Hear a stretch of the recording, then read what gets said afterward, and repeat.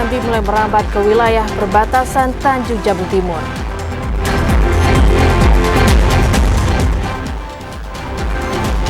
Bawaslu imbau KPU Kota Jambi periksa keabsahan dokumen peserta pemilu.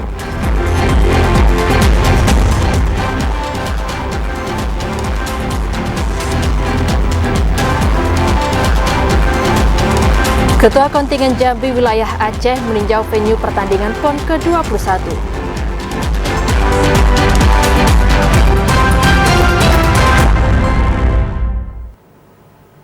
Assalamualaikum warahmatullahi wabarakatuh. Selamat sore saudara. Terima kasih Anda masih menyaksikan Jambi hari ini edisi Minggu 1 September 2024. Selain 3 topik utama tadi, redaksi kami juga telah menyiapkan sejumlah informasi penting dan menarik lainnya untuk Anda. Bersama saya, Karani Utari. Dan saya, Yogi Aprilianto. Inilah Jambi hari ini selengkapnya.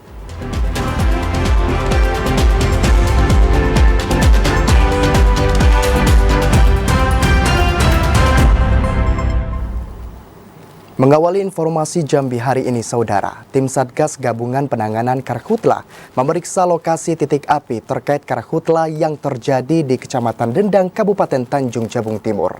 Api diduga berasal dari rambatan lahan yang terbakar di Kabupaten Muaro Jambi. Hampir sepekan kebakaran hutan dan lahan di Kabupaten Muaro Jambi masih terus terjadi.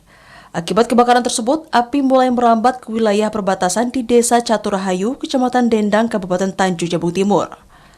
Kepulan asap pun juga tengah menyelimuti kota Muara Sabak dalam beberapa hari terakhir.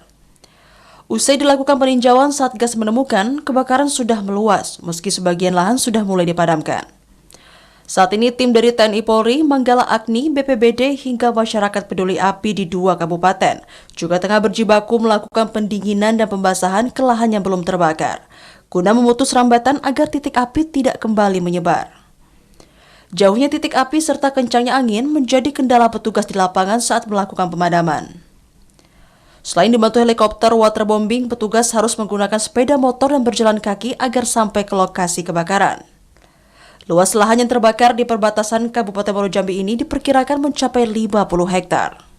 Jadi hari ini kami bersama-sama dengan seluruh tim yang ada, tim Satgas Karhutla, mulai dari Kodim 04 Tanjung Jabung, kemudian tim dari Polres Tanjab Timur, tim dari Manggala Agni, MPA, kemudian RPK dari beberapa perusahaan yang ada di Dendang ini berjibaku untuk memadamkan api.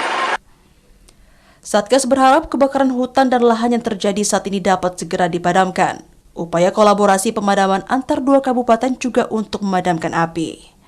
Liva Patria, TVRI Jambi melaporkan. Sementara itu, saudara, tim Gakum Satgas Karhutla belum dapat mencari penyebab kebakaran lahan di Desa Rantau Panjang, Kecamatan Kumpeh Ulu, Kabupaten Muaro Jambi. Hingga saat ini api belum dapat dipadamkan karena area tersebut merupakan lahan gambut. Kebakaran hutan dan lahan yang terjadi di Desa Rantau Panjang, Kecamatan Kumpeh Ulu, Kabupaten Muaro Jambi belum dapat dipadamkan oleh tim Satgas Karhutla. Hingga saat ini api masih membesar dan meluas. Berdasarkan data dari KKI Warsi, kebakaran telah menghanguskan 927 hektar area lahan. Selain karena area tumbuhan liar dan bergambut, cuaca panas juga menyebabkan api sulit dipadamkan. Upaya untuk menyelidiki penyebab kebakaran lahan di Desa Rantau Panjang belum dapat terrealisasi. Polisi belum dapat mencari pelaku di balik insiden kebakaran lahan tersebut. Karena memang juga prosesnya kan masih istilahnya itu pemadaman. Jadi kita tidak mungkin pada saat kebakaran kita langsung olah TKP gitu kan. Makanya kita nunggu pendinginan, sudah dingin baru kita lakukan olah TKP dan baru bisa mengadakan penyelidikan selanjutnya. Tim Gakum Satgas Karhutla masih menunggu dan mencari dalang di balik insiden kebakaran lahan tersebut. Kebakaran lahan di Desa Rantau Panjang, Kecamatan Kumpeh Ulu, Kabupaten Muaro Jambi terjadi sejak 25 Agustus lalu. Kebakaran lahan tersebut menyebabkan sebagian wilayah Kota Jambi dan Muaro Jambi tertutup kabut asap tipis. Tim Satgas Karhutla hingga kini masih berupaya untuk memadamkan api. Ari Haryono, TVRI Jambi melaporkan. Kebakaran hutan dan lahan Karhutla kembali terjadi di Kabupaten Tanjung Jabung Barat, Provinsi Jambi. Kurangnya debit air dan kencangnya hembusan angin menyulitkan dalam pemadaman. Kebakaran hutan dan lahan kembali terjadi di Kabupaten Tanjung Jabung Barat. Kali ini, karhutla kembali terjadi di wilayah di RT 10, Dusun Sri Menanti, Desa Serdang Jaya, Kecamatan Betara. Karhutla membakar puluhan hektar lahan kosong dan perkebunan milik masyarakat yang ditanami pohon sawit. Pemadaman sempat mengalami kendala akibat kencangnya hembusan angin dan sulitnya untuk bisa mendapatkan pasokan air. Ketua Komunitas Sanggar Alam Delima, Ponirin, mengatakan karhutla disebabkan karena dua faktor, yakni faktor alam dan kelalaian manusia. Endapan air tidak lagi stabil dan lancar karena banyaknya kanalisasi, baik dari lahan yang dijadikan kebun sawit milik individu maupun juga perusahaan. Meningkatnya suhu panas akibat kemarau yang terjadi menyebabkan kebun dan juga belukar di lahan masyarakat mengering dan mudah terbakar. Sebenarnya kami dari komunitas yang sudah lama juga keluar masuk hutan dan di wilayah gambut ini, penyebab kebakaran itu ada dua faktor. Satu, kelalaian, kedua adalah faktor manusianya sendiri. Karena apa? Terlalu memaksakan, yang seharusnya ini di daerah Betara ini adalah sebagai endapan air, sekarang di kanalisasi ini dijadikan kebun sawit. Kapolres Tanjung Jabung Barat AKBP Agung Basuki dan Dandim 0419 Tanjab Letkol Armet Dwi Sutaryo tak henti-hentinya terus melakukan pemantauan dan pemetaan di daerah yang rawan terjadi karhutla. Polres Tanjung Jabung Barat akan menindak tegas pelaku pembakaran hutan dan lahan. Didi Haryadi, TVRI Jambi, melaporkan. Pemerintah Kabupaten Muaro Jambi menganggarkan 2,1 miliar rupiah untuk pembangunan sumur bor. Sumur yang akan dibangun bertujuan untuk mengatasi krisis air bersih bagi warga di daerah rawan kekeringan. Selain menyalurkan air bersih kepada warga yang mengalami krisis air bersih pada musim kemarau, pemerintah Kabupaten Muaro Jambi akan membangun 13 titik sumur bor untuk warga. Belasan titik tersebut tersebar di beberapa kecamatan, yakni Kecamatan Sekernat 5 titik, Mestong 3 titik, kemudian Kecamatan Jambi Luar Kota dan Sungai Gelam masing-masing 2 titik, dan Kumpe Ulu terdapat 1 titik pembangunan sumur bor. Kadis PUPR Muaro Jambi Yultasmi mengatakan, realisasi pembangunan sumur bor tersebut sejauh ini masih dalam proses kontrak dengan para pekerja. Untuk itu, pemerintah Kabupaten Muaro Jambi optimis bantuan sumur bor di daerah rawan kekeringan akan terrealisasi pada tahun ini. Ya, proses kontrak. Begitu kontrak, nanti kalau sudah dikirim siapa penyedianya akan koordinasi untuk ke lapangan. Kan proses fisiknya tidak memakan waktu lama. Sementara besaran anggaran yang telah disiapkan oleh pemerintah mencapai 2,1 miliar rupiah. Untuk masing-masing sumur, ditafsir menghabiskan anggaran sekitar 165 juta rupiah. Sedangkan untuk pengelolaan sumur, nantinya akan diserahkan kepada pemerintah desa setempat. Azam Afnan, TVRI Jambi, melaporkan. Provinsi Jambi tengah memasuki puncak musim kemarau, namun sebagian wilayah diprediksi masih berpotensi hujan. Dalam 1 pekan ke depan, wilayah barat Provinsi Jambi akan diguyur hujan dengan intensitas sedang hingga lebat, disertai petir dan angin kencang. BMKG Provinsi Jambi memprediksi hujan dengan intensitas sedang hingga lebat disertai petir dan angin kencang berpotensi terjadi di wilayah barat Provinsi Jambi. Masih tingginya intensitas curah hujan pada saat ini dikarenakan adanya pergeseran angin yang melintasi wilayah tersebut hingga memicu terjadinya awan penghujan. Petugas Prakirawan Cuaca BMKG Provinsi Jambi Okta mengatakan, meski pada saat ini Provinsi Jambi tengah memasuki puncak dari musim kemarau, namun potensi hujan diprediksi masih akan terjadi di Provinsi Jambi. Potensi hujan tersebut diprediksi akan terjadi di sejumlah wilayah bagian barat Provinsi Jambi dengan intensitas sedang hingga lebat yang disertai petir dan angin kencang. Meski berpotensi hujan, namun insiden kebakaran hutan dan lahan di wilayah Provinsi Jambi juga masih berpotensi terjadi. Hal itu terlihat dari pantauan titik panas di Provinsi Jambi pada bulan Agustus 2024 yang mencapai 724 titik. Asar, TVRI Jambi, melaporkan. Wagub Sani hadiri peluncuran pemetaan kerawanan Pilkada serentak tahun 2024. Informasi selengkapnya akan kami hadirkan usai jeda, tetaplah bersama Jambi hari ini.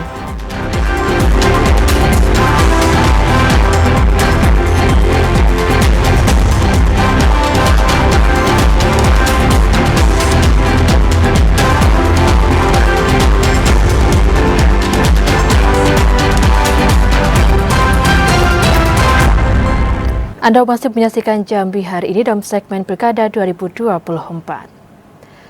Saudara, setelah selesainya proses pendaftaran kepala daerah, Bawaslu Kota Jambi imbau KPU agar memverifikasi dan mengonfirmasi ke lembaga terkait keabsahan dokumen peserta pemilu. Tahapan Pilkada Serentak 2024 masih terus bergulir setelah sebelumnya pendaftaran pasangan calon kepala daerah ditutup pada 29 Agustus 2024.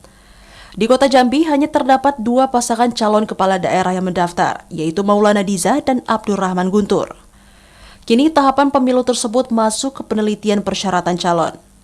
Anggota Bawaslu Kota Jambi, Hazairin, mengatakan, pihaknya mengimbau agar KPU Kota Jambi serius dalam melakukan penelitian berkas persyaratan calon wali kota dan wakil wali kota Jambi. KPU Kota Jambi harus memverifikasi dan mengkonfirmasi ke instansi atau lembaga terkait untuk keabsahan dokumen 2 pasangan calon tersebut. Bakal calon wali kota dan wakil wali kota yang dilakukan dalam 2 hari ini, pada prinsipnya Bawaslu memastikan setiap dokumen, baik itu dokumen pencalonan maupun dokumen syarat calon, itu harus ada. Khusus dokumen pencalonan itu harus ada sah dan lengkap. Sementara itu, selama pendaftaran kepala di daerah, Bawaslu Kota Jambi terus melakukan pengawasan dan pemeriksaan di KPU Kota Jambi. Yogi Ramadhani, TVRI Jambi melaporkan. Suami atau istri dari pasangan bakal calon kepala daerah yang berstatus ASN diminta untuk cuti saat terlibat dalam kampanye. Sanksi tegas akan menanti bagi ASN yang melanggar ketentuan. Bawaslu Kabupaten Muaro Jambi telah melakukan pengawasan pada masa pendaftaran bakal calon kepala daerah Pilkada Serentak tahun 2024. Dari pengawasan yang telah dilakukan, Bawaslu tidak menemukan adanya pelanggaran baik dari penyelenggara maupun peserta pilkada. Ketua Bawaslu Dedi Wahyudi mengatakan Bawaslu telah memberikan surat edaran kepada 4 pasangan bakal calon kepala daerah terkait suami atau istri dari bacakada yang berstatus aparatur sipil negara. Dalam surat edaran tersebut, suami atau istri yang berstatus ASN diminta untuk cuti di luar tanggungan negara ketika mengikuti pasangan berkampanye. Kami baru mendapatkan informasi ada 2 kemungkinan suami atau istrinya sebagai ASN. Netralitas ASN ketika dia aktif menguntungkan atau merugikan salah satu calon, nah ini akan kita telusuri. Ketika terbukti akan kita teruskan langsung kepada KSN. Dedi Wahyudi menegaskan, istri atau suami dari bacakada yang tidak mengambil cuti dan kedapatan mengikuti kampanye akan diberikan sanksi tegas. Dan Bawaslu Kabupaten Muaro Jambi akan bersurat kepada Komisi Aparatur Sipil Negara untuk ditindaklanjuti atas pelanggaran yang telah ditemukan. Sanksi yang diberikan berupa pidana kurungan paling lama 1 tahun dan denda sebesar 12 juta rupiah. Azama Afnan, TVRI Jambi melaporkan. Wakil Gubernur Abdullah Sani menghadiri rakor peluncuran pemetaan kerawanan Pilkada Serentak tahun 2024. Menjaga kondusivitas daerah menjelang saat dan pasca Pilkada menjadi tanggung jawab bersama. Mewujudkan penyelenggaraan Pilkada Serentak yang kondusif, aman, dan damai menjadi tanggung jawab bersama seluruh masyarakat. Persiapan pelaksanaan pilkada baik dari segi tahapan maupun mekanisme pelaksanaannya sangat memerlukan sinergi dan kolaborasi dari seluruh pemangku kepentingan. Hal itu dikatakan Wakil Gubernur Abdullah Sani saat menghadiri rapat koordinasi peluncuran pemetaan kerawanan pemilu serentak tahun 2024. Abdullah Sani mengatakan, rapat koordinasi ini sangat diperlukan untuk meningkatkan kesiapan dalam mewujudkan suksesnya pelaksanaan pemilihan kepala daerah. Pelaksanaan rapat koordinasi ini menjadi kesiapsiagaan untuk mengawal salah satu agenda besar demokrasi, khususnya dalam menjamin keberlanjutan kepemimpinan dan penyelenggaraan pemerintahan di tingkat daerah. Partisipasi bersama untuk mendukung Pilkada Serentak tahun 2024 yang aman dan lancar menjadi poin utama yang harus terus didengungkan. Menjaga kondusivitas daerah menjelang saat dan pasca pilkada menjadi tanggung jawab bersama.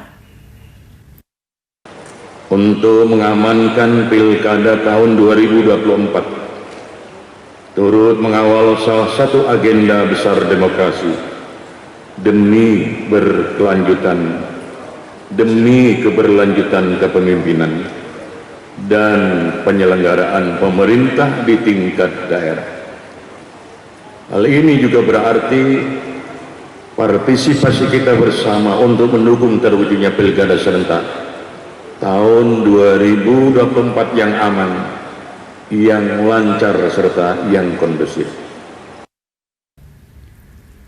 Abdullah Sani berharap kesatu paduan dalam menghadapi Pilkada serentak tahun 2024 di Provinsi Jambi akan menjamin penyelenggaraan pilkada yang demokratis, lancar, dan damai.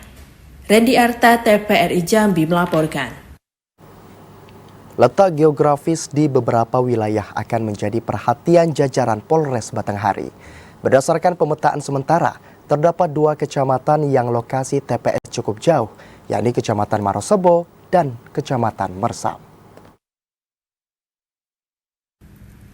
Berbagai upaya pengamanan akan dilakukan jajaran Polres Batanghari dalam menjaga keamanan dan ketertiban masyarakat selama Pilkada serentak 2024.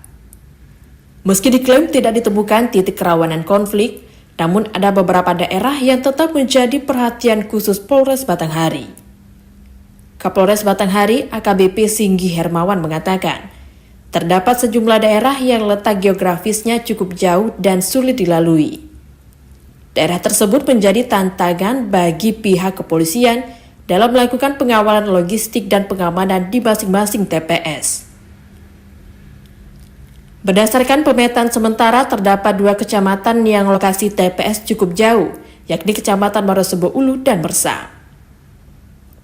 Tidak ada wilayah rawan ya, karena rawan itu berbeda dengan intinya pemetaan wilayah rawan sebenarnya tidak ada.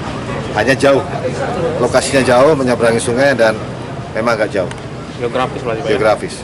Itu ada berapa titik tuh Pak? Kalau kita ada sekitar di 2 kecamatan di Marosebo Ulu dan Mersam, karena ada di seberang, itu agak jauh. AKBP Singgi Hermawan menambahkan untuk menjamin kelancaran dan keamanan Pilkada serentak, pihak Polres Batanghari bersama TNI akan selalu bersiaga dan menjaga kondusivitas daerah. Ade Juniawan, TVRI Jambi melaporkan. Bawaslu Batanghari melakukan sosialisasi pengawasan netralitas ASN, TNI, dan Polri. Upaya itu sangat penting dilakukan agar dapat meminimalisasi pelanggaran pada Pilkada serentak yang akan digelar pada 27 November mendatang. Menjelang Pilkada serentak 2024, Bawaslu Batanghari melakukan berbagai upaya dalam memperkuat pengawasan untuk mencegah pelanggaran, salah satunya yang dapat melibatkan ASN, TNI, dan Polri. Dalam menjamin komitmen netralitas di instansi pemerintah tersebut, Bawaslu melakukan sosialisasi terkait persoalan yang dapat memicu pelanggaran, seperti tidak memfasilitasi salah satu paslon dengan menggunakan operasional milik negara. Anggota Bawaslu Batanghari Robiansyah mengatakan, upaya itu sangat penting dilakukan agar dapat meminimalisasi pelanggaran pada Pilkada serentak yang akan digelar 27 November mendatang. Kami sudah mengundang beberapa elemen, pertama itu ASN, kemudian TNI dan Polri. Jadi kita berharap Pilkada serentak ke depan tidak ada lagi terkait netralitas ASN, TNI, Polri tidak masuk ke dalam ranah politik praktis. Robiansyah berharap sosialisasi ini dapat memberikan pemahaman kepada ASN, TNI, dan Polri tentang aturan netralitas dalam penyelenggaraan Pilkada serentak tahun 2024. Ade Juniawan, TVRI Jambi melaporkan. Tahapan pendaftaran bakal calon kepala daerah tengah bergulir. Aparatur sipil negara diminta untuk tidak masuk ke arena pendaftaran. Memasuki hari terakhir pendaftaran bakal pasangan calon bupati dan wakil bupati, Bawaslu Kabupaten Tanjung Jabung Timur terus melakukan pengawasan melekat di setiap tahapannya. Fokus pengawasan Bawaslu saat ini yakni adanya politik praktis yang dilakukan oleh oknum ASN. Ketua Bawaslu Kabupaten Tanjung Jabung Timur, Tarmuzi, mengatakan hal yang menjadi objek pengawasan khusus Bawaslu yakni penggunaan fasilitas pemerintah terutama kendaraan dinas dan keterlibatan ASN. Jika ditemukan ada kendaraan dinas yang dipakai pada saat pendaftaran hingga kampanye, Bawaslu akan segera mengambil langkah tegas dan terukur. Tarmuzi menambahkan jika terdapat ASN yang ingin hadir dalam pendaftaran bakal calon kepala daerah dan kampanye, diperbolehkan dengan catatan ASN tersebut wajib berada di luar arena. Aturan yang membolehkan ASN boleh hadir saat kampanye pasangan calon pilkada diatur dalam Undang-Undang Nomor 7 Tahun 2017. Dengan menghadiri kampanye, maka ASN memiliki referensi untuk memilih calon pemimpin. Tarmuzi minta kepada masyarakat untuk proaktif dalam hal pengawasan pada Pilkada Serentak tahun 2024, sehingga pesta demokrasi 5 tahunan sekali ini dapat berjalan aman dan lancar. Kliva Patria, TVRI Jambi melaporkan. Pemerintah Kabupaten Tebo gelar Festival Kebudayaan di Desa Betung Bedara Timur. Informasi selengkapnya usai jeda, tetaplah bersama Jambi Hari Ini.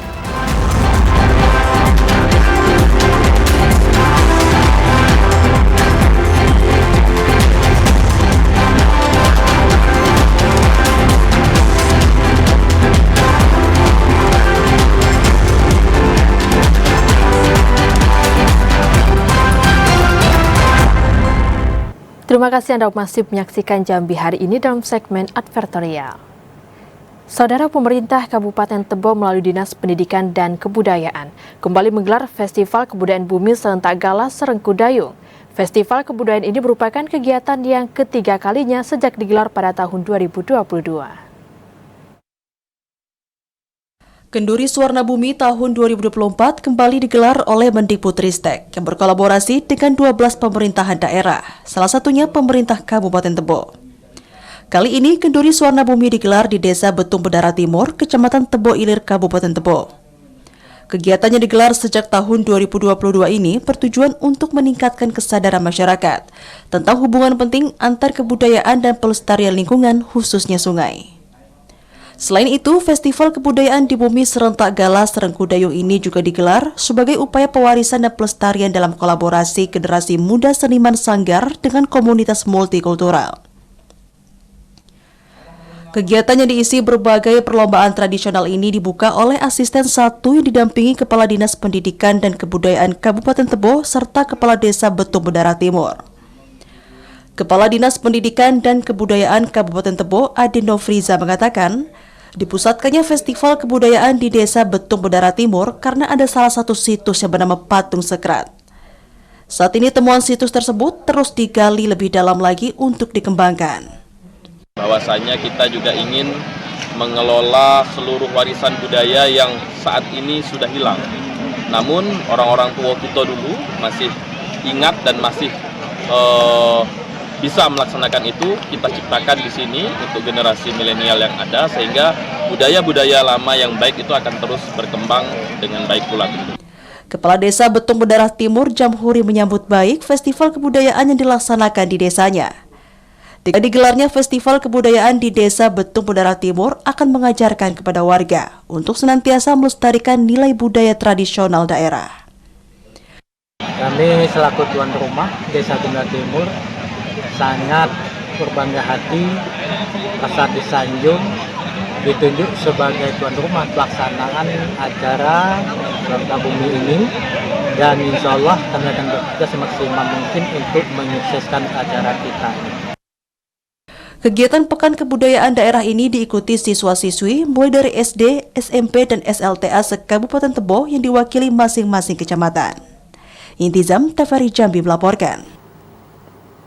Universitas Terbuka Jambi menggelar orientasi studi mahasiswa baru guna pengenalan sistem pembelajaran akademik dan non-akademik di Universitas Terbuka. Universitas Terbuka Jambi menggelar orientasi studi mahasiswa baru atau OSMB semester ganjil 2024-2025. Kegiatan orientasi mahasiswa baru ini digelar di Hotel Abadi Jambi dengan mengusung tema melalui semangat kemerdekaan kita perkokoh pemahaman belajar jarak jauh menuju mahasiswa Universitas Terbuka Jambi yang mandiri, tangguh, dan berkarakter. Direktur Universitas Terbuka Jambi Rahmadian mengatakan, orientasi studi mahasiswa baru merupakan bagian peran pendukung dalam layanan keterampilan pembelajaran mandiri para siswa. Orientasi yang disingkat dengan OSMB merupakan wadah sebagai tempat untuk memperkenalkan kepada mahasiswa layanan akademik dan layanan non-akademik di Universitas Terbuka. Untuk kegiatan hari ini, Universitas Terbuka Jambi mengadakan orientasi mahasiswa baru, ya. Itu 2 hari, hari ini dan besok. Hari ini orientasi mahasiswa baru dan besok itu untuk pelatihan belajar di UT. Sementara itu, Kabid Guru dan Tenaga Pendidik Disdik Provinsi Jambi Ilham Halik mengatakan, UT telah banyak melahirkan mahasiswa yang berkualitas sehingga memenuhi syarat kebutuhan di lembaga-lembaga atau instansi.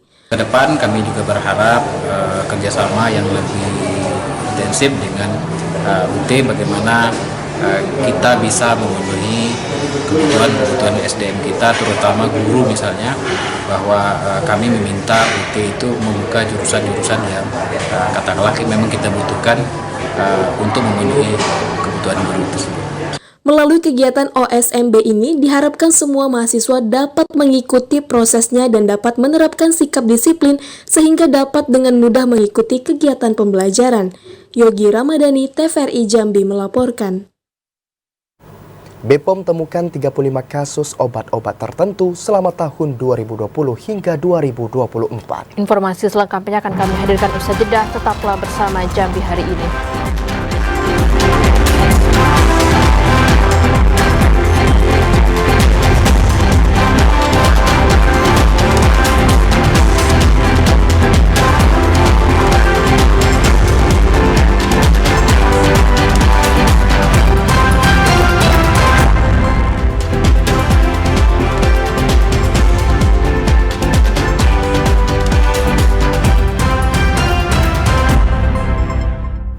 Anda masih menyaksikan Jambi hari ini.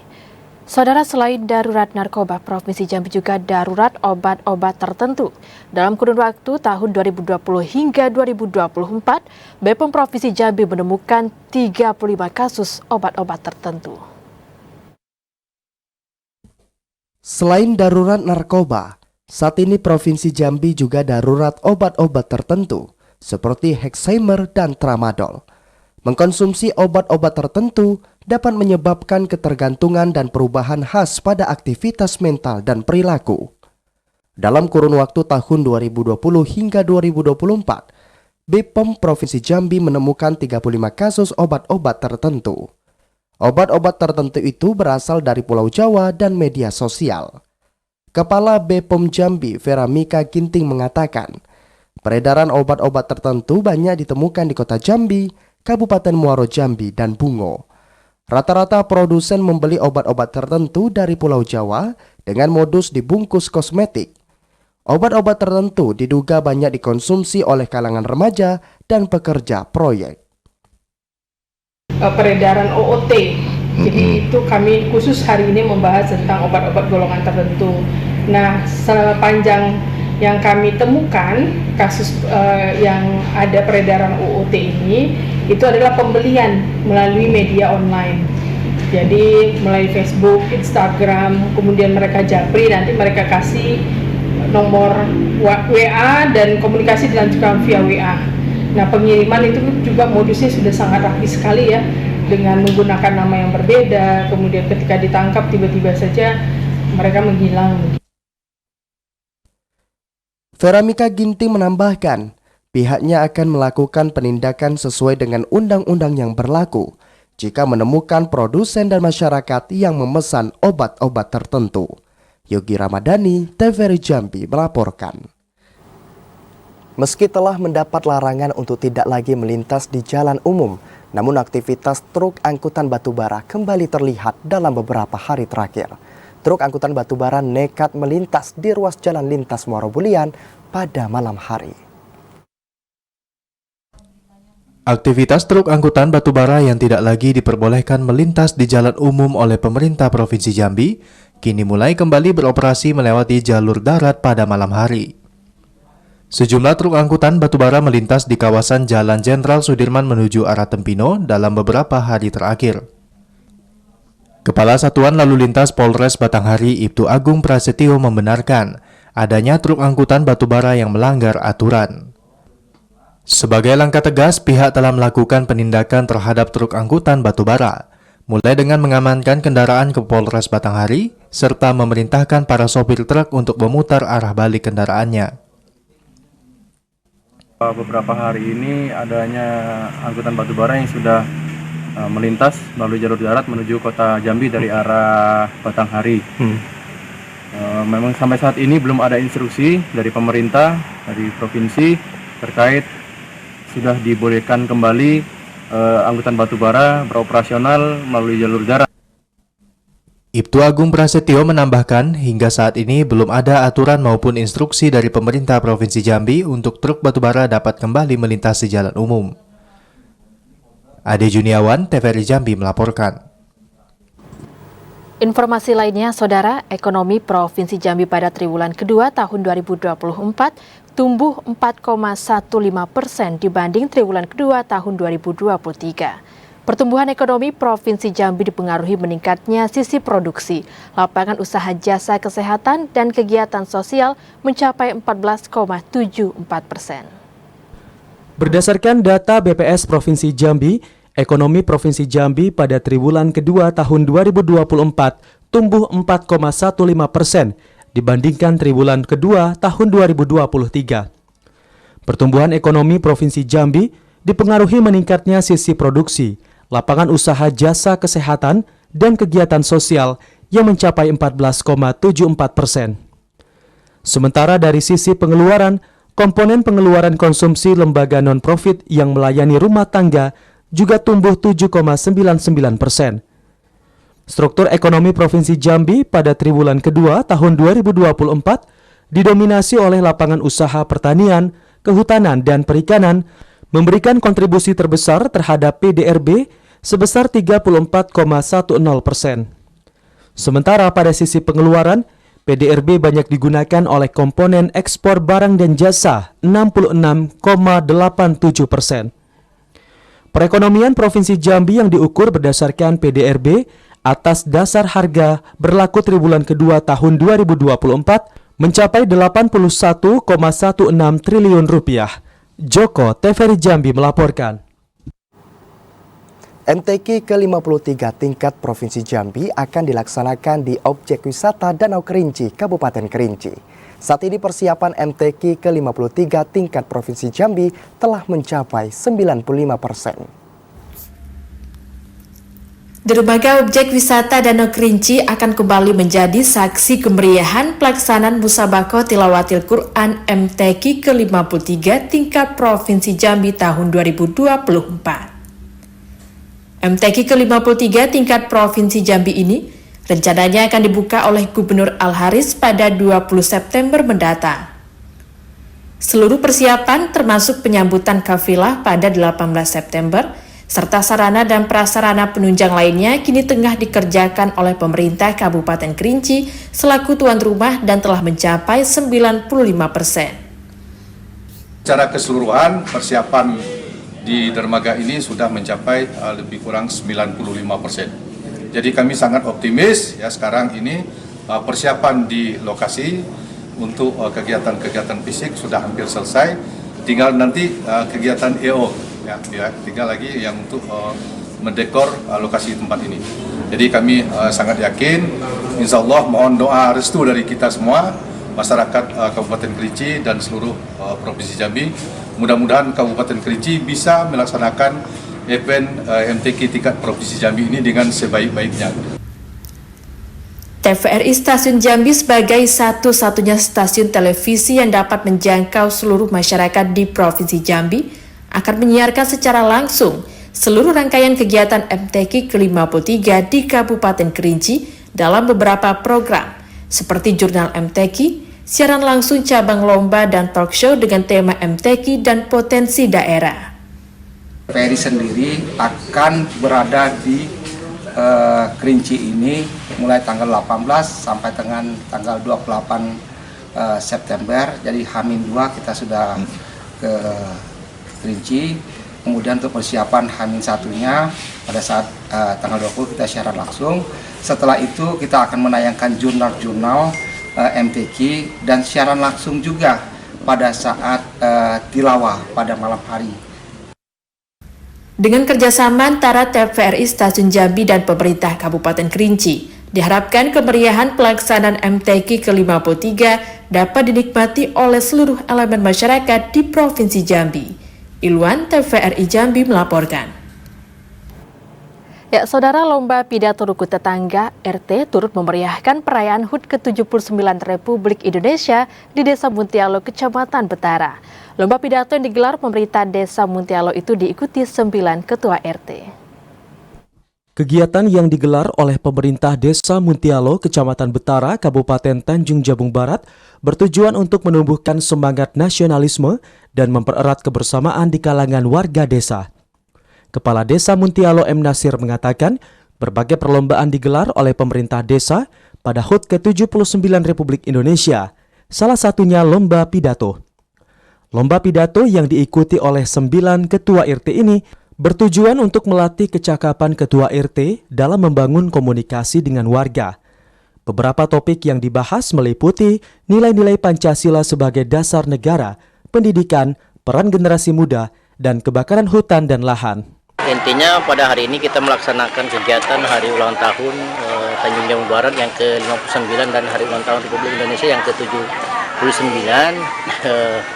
Kita mengadakan lomba RT, terutama mengajak RT untuk peduli masyarakat, dan Pak RT itu kita kasih supaya Pak RT dapat menghimbau kepada seluruh masyarakat yang ada di Desa Muntialo, terutama di dalam mengatasi karhutla.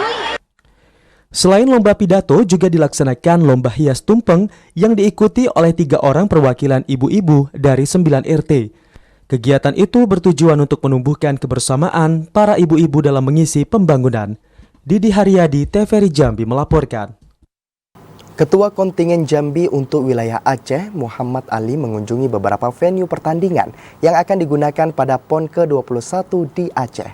Kunjungan ini bertujuan untuk memetakan lokasi pertandingan yang digunakan oleh para atlet dari Jambi.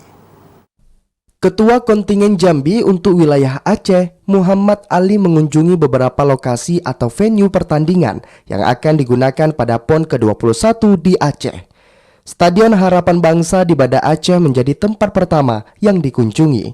Di lokasi ini terdapat beberapa venue yang dijadikan tempat untuk pertandingan seperti tenis lapangan, angkat besi, angkat berat, tarung derajat, bela diri kempo, dan beberapa cabur lainnya. Selain itu, Stadion Harapan Bangsa juga menjadi tempat upacara pembukaan pada 9 September mendatang. Ketua Kontingen Jambi wilayah Aceh, Muhammad Ali, mengatakan, kunjungan ini bertujuan untuk memetakan lokasi pertandingan yang akan digunakan oleh para atlet dari Provinsi Jambi. Berdasarkan hasil tinjauan, di beberapa venue pertandingan semuanya memiliki fasilitas yang memadai. Ketua Kontingen Jambi juga berdiskusi dengan panitia lokal mengenai logistik dan akomodasi untuk para atlet dan ofisial. Diharapkan semua persiapan dapat berjalan lancar sehingga para atlet dapat fokus pada pertandingan dan meraih prestasi terbaik. Itu sudah memantau atau ke venue-venue. Alhamdulillah pada hari ini kita meninjau venue yang terbanyak daripada cabur kita di Jambi adalah di Stadion Harapan Bangsa di Banda Aceh. Dan stadion ini lambat sampai pagi ini diperkirakan tanggal 9 di pembukaan sudah bisa sempurna menjadi 100%. Ketua Kontingen Jambi wilayah Aceh juga telah meninjau venue cabang olahraga dayung di Waduk Keuliling Kabupaten Aceh Besar. PON ke-21 Aceh dan Sumatera Utara akan berlangsung dari 9 hingga 20 September 2024. Kontingen Jambi mengirim sebanyak 217 atlet dengan 34 cabang olahraga, masing-masing 17 cabur di Aceh dan 17 cabur di Sumatera Utara. Meski pembukaan PON belum berlangsung, namun beberapa cabang olahraga di Aceh maupun Sumatera Utara telah dimulai. Untuk di wilayah Sumut, kontingen Jambi berhasil meraih 1 medali perak di cabur senam artistik atas nama Christian Michel Sianturi. Andri Wijaya, TVRI Jambi melaporkan. Sebelum memulai pertandingan resmi pada 2 September 2024, 28 atlet dayung Jambi terlebih dahulu menjalani beberapa sesi latihan ringan. Latihan ini, Saudara, untuk menjaga kondisi fisik dan mematangkan strategi yang sudah disiapkan oleh tim. Untuk mengetahui informasi selengkapnya, kami telah terhubung dengan reporter TVRI Jambi Andri Wijaya langsung dari Provinsi Aceh. Selamat sore Andri, bagaimana persiapan para atlet dayung Jambi yang akan berlaga di PON 21 tahun 2024 Aceh Sumatera Utara, Andri? Baik, terima kasih pemirsa Pekan Olahraga Nasional ke-21 tahun 2024 menjadi sejarah baru. Karena ada dua tuan rumah dalam penyelenggaraan PON kali ini, yakni Provinsi Aceh dan juga Provinsi Sumatera Utara. Ada 67 cabang olahraga yang dipertandingkan pada PON kali ini. Sementara untuk Provinsi Jambi sendiri hanya mengikuti sebanyak 34 cabang olahraga yang dipertandingkan, yang masing-masing 17 cabang olahraga di Provinsi Aceh dan 17 cabang olahraga di Provinsi Sumatera Utara. Saat ini secara bertahap atlet-atlet Provinsi Jambi sudah mulai tiba di Provinsi Aceh dan juga di Provinsi Sumatera Utara. Salah satunya atlet dayung. Atlet dayung Jambi sejak kemarin hingga hari ini mulai intens melakukan latihan ringan. Latihan-latihan ini sengaja dilakukan untuk mematangkan berbagai strategi yang telah disiapkan oleh tim. Tidak hanya itu, pemirsa, atlet dayung Jambi juga telah melakukan berbagai persiapan lainnya sebelum pertandingan dimulai, yakni pelatnas selama 6 bulan di Provinsi Jambi. Asisten pelatih tim dayung Jambi, Ali Akbar, mengatakan ada 38 orang atlet dayung Jambi yang akan berlaga di PON Aceh Sumut, maksud kami, masing-masing ada 3 cabang pertandingan, yakni dayung kano, dayung rowing, dan juga dayung perahu naga. Kontingen Jambi memiliki target untuk meningkatkan perolehan medali dibandingkan PON tahun sebelumnya. Cabur dayung menjadi salah satu yang diharapkan dapat menyumbangkan medali bagi Provinsi Jambi, karena prestasi atlet dayung Jambi di tingkat nasional juga cukup membanggakan. Demikian, Rani. Baik, Andri, berapa jumlah atlet kontingen Jambi yang akan mengikuti PON ke-21 di Aceh Sumatera Utara ini, Andri? Baik, pemirsa, pada Pekan Olahraga Nasional ke-21 tahun 2024 ini, Provinsi Jambi mengirimkan sebanyak 217 orang atlet yang akan mengikuti 34 cabang olahraga dari 67 cabang olahraga yang dipertandingkan. Untuk cabang olahraga yang diikuti atlet Provinsi Jambi di Aceh, yakni cabang olahraga petang, angkat besi, sepatu roda, muay thai, stok tenis, arung jeram, kuras, anggar, angkat besi, panjat tebing, menembak, tarung derajat, judo, panahan, bela diri kempo, dayung, dan juga sepak takraw. Sedangkan di Provinsi Sumatera Utara, yakni atletik, balap motor, balap sepeda, pencak silat, gateball, binaraga, akuatik, bulu tangkis, squash, kickboxing, wushu, taekwondo, tinju, senam, biliar, gulat, dan catur. Untuk informasi tambahan pemirsa, bahwa atlet Provinsi Jambi mampu meraih medali pada cabang olahraga senam di Sumatera Utara. Demikian. Baik, terima kasih atas laporan Anda, Andri. Selamat sore dan selamat bertugas kembali. Demikianlah Jambi hari ini. Terima kasih atas perhatian dan kebersamaan Anda. Saya Yogi Aprilianto. Dan saya Karen Utari bersama kerabat kerja yang bertugas pamit undur diri. Wassalamualaikum warahmatullahi wabarakatuh dan sampai jumpa.